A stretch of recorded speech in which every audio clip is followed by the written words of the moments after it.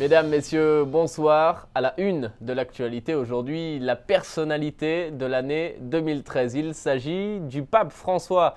Il a été élu ce mercredi par le magazine américain Time. Il est rare, selon la directrice de la rédaction, qu'un acteur de la scène mondiale suscite autant d'attention si rapidement.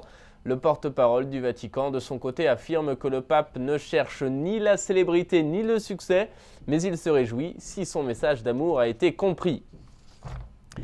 Et le pape François, justement, était ce matin sur la place Saint-Pierre. Il a d'abord pris le temps de saluer les quelques 30 000 fidèles présents pour l'audience générale.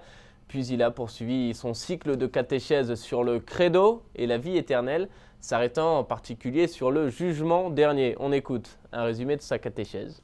Chers frères et sœurs, lorsque nous pensons au retour du Seigneur et au jugement final, nous nous trouvons face à un mystère qui nous dépasse.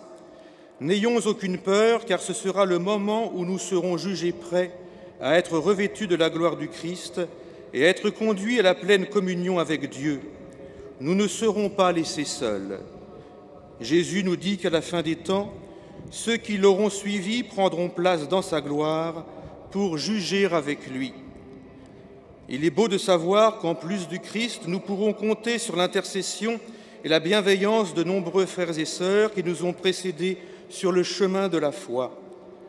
Enfin, nous savons aussi que le jugement est déjà en acte dans le cours de notre existence, mettant en jeu notre responsabilité comme réponse à notre accueil du salut ou à notre incrédulité et à notre fermeture sur nous-mêmes. Direction maintenant les Maldives. On connaît ces jolies plages, sable fin et eau turquoise, mais de l'autre côté de la carte postale, et ça peut vous surprendre, il s'agit du seul pays au monde où l'on peut perdre sa nationalité si l'on change de religion. Pour en savoir plus, je vous propose d'écouter les explications de Clémence Martin de l'ONG Portes Ouvertes. Les Maldives, effectivement, c'est un archipel qui est situé dans l'océan Indien, au sud-ouest du Sri Lanka.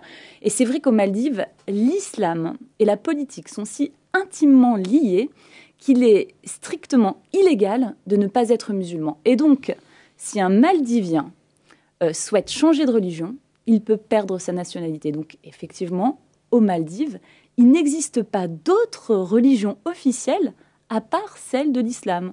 Je parle de religion officielle. Il y a quand même quelques réseaux clandestins. Aux Maldives, en automne 2013, la population s'est rendue aux urnes pour élire leur nouveau président.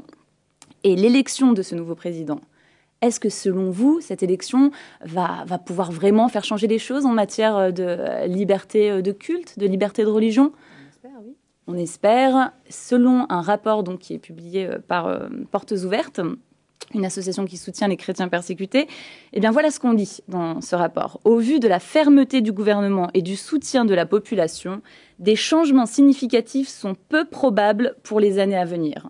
Le gouvernement réprimera très certainement de plus en plus virulement toute forme de dissidence, réelle ou supposée. Donc les perspectives ne sont pas vraiment positives pour les Maldives. Une grande partie de la jeunesse maldivienne n'a pas une vie dorée. Mais en même temps, cette jeunesse demande l'application de la charia et donc l'application de la peine de mort pour toutes les personnes qui souhaiteraient changer de religion. Paradoxalement, on sait qu'il existe des chrétiens maldiviens, des Maldiviens qui ont fait le choix donc, de se convertir au christianisme malgré les risques qu'ils peuvent vivre. En bref, sachez que le pape autorise la publication d'un décret reconnaissant les vertus héroïques de Rosalie Cadron-Jeté, mère de 11 enfants. C'est elle qui fonda en 1848 à Montréal l'Institut des Sœurs de la Miséricorde, un institut qui vient en aide aux mères célibataires.